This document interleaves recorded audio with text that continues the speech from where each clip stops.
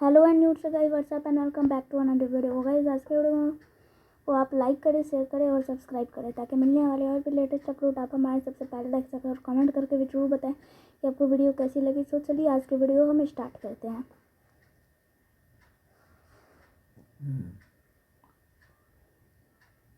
अभी कल बसंत उत्सव है, जिसको हम लोग बसंत पंचमी के नाम से जानते हैं। माँ सरस्वती की पूजा होती है। बच्चे लोग स्कूलों में सरस्वती माता की पूजा करते हैं और भगवान शिव का जल अर्पण होता है कल। ये तो हमारी संस्कृति है, हमारी संस्कृति धरोहर है जो हम करते हैं। तकलीफ होता है ये देखकर, ये सुनकर कि जब भारत को तोड़ने के लिए विदेशी षड्यंत्र होते हैं और उसमें भारत के कुछ इस तरह के षड्यंत्रकारी लोग जो इसमें संलिप्त हो जाते हैं, चाहे वो पार्टियां हों, चाहे वो कांग्रेस के लोग हों, चाहे विपक्ष के लोग हों, वोट की राजनीति करते हैं, देश की राजनीति नहीं करते। पहले के जो नेता होते थे वो देश की राजनीति करते थे और आज के राजनेता वोट की राजनीति करते हैं, गठजोड़ की राजनीति करते हैं कि कैसे हमारा कुर्सी मिले, सत्ता पर हम काबिज हो जाएं। तो आज मोदी अच्छा काम कर रहे हैं देश में, देश की ताकत बढ़ी है, देश की प्रतिष्ठा बढ़ी है। तो ये तमाम वामपंथियों को, चाहे वो देश विदेश, सभी को बेचैनी है कि इस मोदी सरकार को हटा दें। लेकिन वो समझता है कि मोदी के साथ जनता का सपोर्ट है, तो वोट से हम हटा नहीं सकते। जो दूसरे देशों में जैसे तख्ता पलट होता है वैसे भारत में करा दें। गांधी जी से एक आदमी ने पूछा कि हमारे यहाँ क्रांति हो सकती है कि नहीं। गांधी ने कहा कि नहीं, यहाँ क्रांति वोट से होगा, यहाँ की सरकारें वोट से बनेगी, वोट से बदलेगी। यहाँ इस तरह की कोई क्रांति, खूनी क्रांति भारत में संभव नहीं है। और ये हमारे मुसलमान भाई जो हैं, इनको देश के साथ मिलकर रहना चाहिए।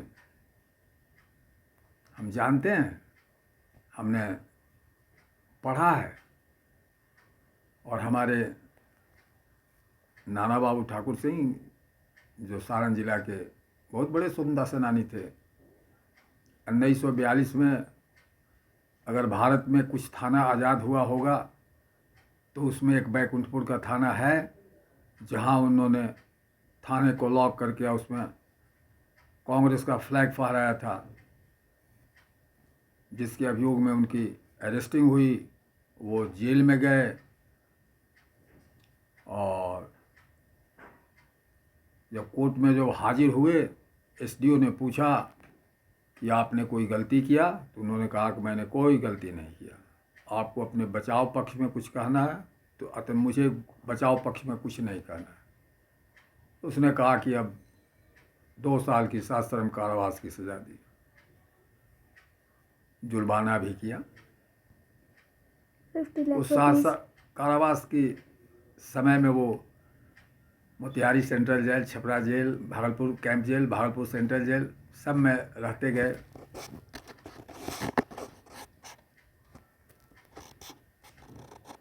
लेकिन आज के जो नेता हैं उनमें राष्ट्रीय भावना नहीं है, राष्ट्रीय भावना नगण्य है। उस कारण है कि हमको जो इतिहास पढ़ाया जा रहा है उसमें स्वतंत्रता सेनानियों का इतिहास है ही नहीं। देश कैसे आज़ाद हुआ इसका कहीं कोई जिक्र पढ़ा ही नहीं जाता है। सरकार को जिलेवार, प्रांतवार स्वतंत्रता सेनानियों की सूची जारी करनी चाहिए। हम तो ये कहेंगे कि गृह मंत्रालय को सूची जारी करे हर प्रदेशों में कि आज जो सत्ता के तख्त पर बैठे हुए एमएलए, एमपी और ये जो लोग हैं, क्या ये लोग स्वतंत्रता सेनानी परिवार से आते हैं? नहीं आते हैं तो ऐसे कितने एमएलए और एमपी हैं जो स्वतंत्रता सेनानी परिवार से नहीं आते हैं? इनकी भी सूची जारी करनी चाहिए।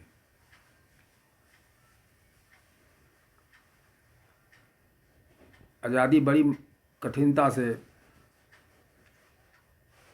बड़े लोगों का त्याग, बड़े लोगों को फांसी, भगत सिंह जैसे लोगों का, सब लोगों का, बड़े लोगों को जेल में कठोर सज़ा दी गई, उसके बाद ही आज़ादी मिली है। कोई सस्ते आज़ादी अंग्रेज़ों ने नहीं दिया, बड़ा जुल्म ढहा था। और 1916 तक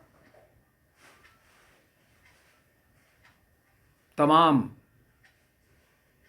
ये खास संप्रदाय के लोग जो आज देश में माहौल उड़ा रहे हैं, ये लोग अंग्रेज़ों के साथ थे। जब तुर्किस्तान पर इंग्लैंड चढ़ाई किया, भारत से एक डेलीगेशन गया था महाराज से मिलने के लिए, महाराज पंचम जॉर्ज। उन्होंने रिफ्यूज़ किया, कहा कि तुर्किस्तान का जो अपना जो देश होगा वो रहेगा अलग से, जिसने उसने जो हड़पा है उसको हम ले लेंगे। उसके बाद इन लोगों का मोह फटा, तब ये लोग लड़ाई में गांधी जी के साथ आए। वहाँ के खलीफा को बहाल करने के लिए लोग गए थे। इन लोगों का इतिहास तो शुरू से ही अंग्रेज़ों के साथ रहा है, और आज भी देखते हैं कि इन लोगों का इतिहास वही, उसी पुराने इतिहास को लोग दोहरा रहे हैं। देश आज मजबूत है, देश सशक्त है, ईमानदार प्रधानमंत्री के हाथ में बागडोर है। इसलिए मैं उम्मीद करता हूँ और नौजवानों को से कहता हूँ कि आप लोग देश के राष्ट्रीय मुख्य धारा में जाएं, मिलें, और देश विरोधी नारे न लगाएं, देश विरोधी अपना काम न करें, देश की प्रतिष्ठा को धूमिल न पहुंचाएं, लोकतंत्र को आघात न पहुंचाएं। बहुत बड़ा देश है, आप लाख पहुंचाएंगे तो उससे कुछ होगा भी नहीं, लेकिन आप सरकार को थोड़ा परेशान करेंगे, ऐसा काम न करें। मैं इस बसंत उत्सव के, जो कल बसंत उत्सव है, इसके उपलक्ष्य में मैं आप लोगों नौजवानों से यही कहूँगा कि आप लोग राष्ट्रीय धारा में रहें, राष्ट्रीय धारा के साथ रहें, राष्ट्रीय धारा से अलग ना हो, और देश का प्रभुता, देश का मजबूतीकरण, देश की ताकत के साथ रहें, उसको बढ़ाएं। मेरा यही आग्रह आप लोगों से है, और उम्मीद करता हूं कि आप लोग इस पर विचार करेंगे। ये केवल हमारे नौजवान जो बॉर्डर पर मारे जान देते हैं, केवल उन्हीं का ड्यूटी नहीं है, और हम लोग घर में बैठकर आराम करते हैं, ये सभी लोगों की ड्यूटी है, सभी नौजवानों की ड्यूटी है, प्रत्येक नागरिक की ड्यूटी है कि देश की सुरक्षा करें। केवल भारतीय मिलिट्री की ही ड्यूटी नहीं है, सबकी ड्यूटी है। आप अपने जिम्मेवारी से न भागें, स्वतंत्रता को बेचें मत। नागरिक अपनी स्वतंत्रता को कह देता है कि इससे हमको क्या लेना देना है, ये बहुत गलत चीज़ है। इसलिए अभी पंचायतों का चुनाव बिहार में होने जा रहा है। ये डायरेक्ट डेमोक्रेसी है, प्रत्यक्ष लोकतांत्रिक व्यवस्था है पंचायतों में, जहाँ पर जनता ग्राम सभा के माध्यम से फैसला लेती है, लेकिन इम्प्लीमेंटेशन जो इसका है, कार्यान्वयन जो है वो सही नहीं है। नहीं तो आज पंचायती राज व्यवस्था के तहत और बड़ा बदलाव होता देश में, प्रदेश में, गांवों में। अभी मोदी जी जो कर रहे हैं किसानों के लिए बहुत अच्छा कर रहे हैं। इसको आप लोग देखिए, फिर उसमें कोई संशोधन की आवश्यकता हो तो संशोधन वो करेंगे, जहाँ आप सुझाव देंगे उसको मानेंगे, लेकिन कानून को ही नहीं लागू होने देंगे तो गलत चीज़ है। उसके कार्यान्वयन में कहीं कुछ कमी बेसी हो तो वहाँ आप सुझाव दीजिए, उसको लागू करवाइए, लेकिन उसको होने दीजिए, उसको रोकिए नहीं। आज सबसे गरीब किसान है देश में, उसकी आर्थिक स्थिति बहुत खराब है। मोदी जी ने किसानों के प्रति समझिए कि शुरू किए हुए हैं, ये उनका बहुत बड़ा कार्य काम है। इस देश के हम समझते हैं कि अर्थव्यवस्था में भारतीय किसान का बहुत बड़ा हाथ है, अन्नदाता है। उसको सुविधा मिले, उसको विशेष पैकेज मिले कि वो आगे बढ़े, ये सब चीज़ें जो मोदी जी कर रहे हैं उस पर वो विचार करने की चीज़ है, और उसे रोकने के काम न करें, उससे कार्यान्वित कराने के लिए आप योगदान करें। हाँ, उसमें उसके कार्यान्वयन में कहीं कुछ कमी बेसी हो तो हाँ आप सुझाव दें, उसको वो करेक्ट करेंगे। ये मेरा अपना सुझाव है, और मैं आप लोगों को ये राय दे रहा हूँ, अपना सुझाव दे रहा हूँ। तकलीफ़ होती है ये सब देखकर कि आज़ादी के 74 साल बाद भी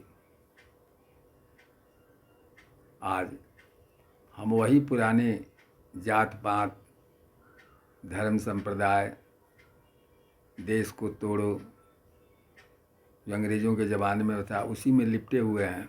हमको उस कीचड़ से ऊपर उठना चाहिए, उठना होगा, तब देश का कल्याण होगा, आपका कल्याण होगा। आपका कल्याण होगा, सबों का कल्याण, तो देश का कल्याण होगा। इसके साथ में अपना आज का जो सुझाव है आप लोगों को हमने दिया, और मैं उम्मीद करता हूं कि उस पर आप लोग सोचेंगे तो ज़रूर कुछ न कुछ उससे आप लोगों को फ़ायदा ही होगा। और करेंगे, विचार करेंगे। बहुत बहुत धन्यवाद। अभी हमने जो कहा स्वतंत्रता बैकुंठपुर थाना जो आज़ाद हुआ है 1942 में, उसका हम जो प्लेट लगा हुआ है हमारे दरवाजे पर ठाकुर सिंह स्वतंत्रता सेनानी, उसको हम आप लोगों को उसका फ़ोटो भेज रहे हैं, आप लोग उसे देखें। सारण जिले के बैकुंठपुर, यूँ नहीं तो उत्तर बिहार में कितने,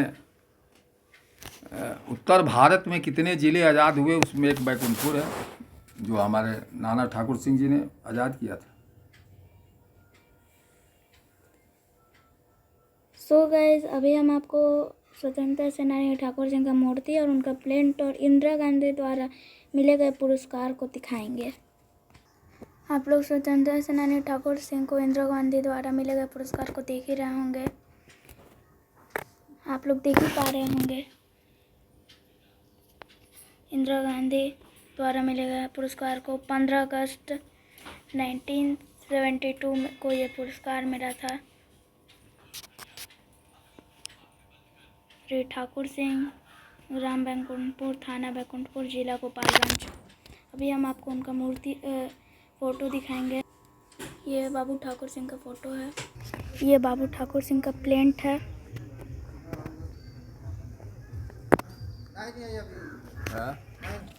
ये बाबू ठाकुर सिंह का मूर्ति है।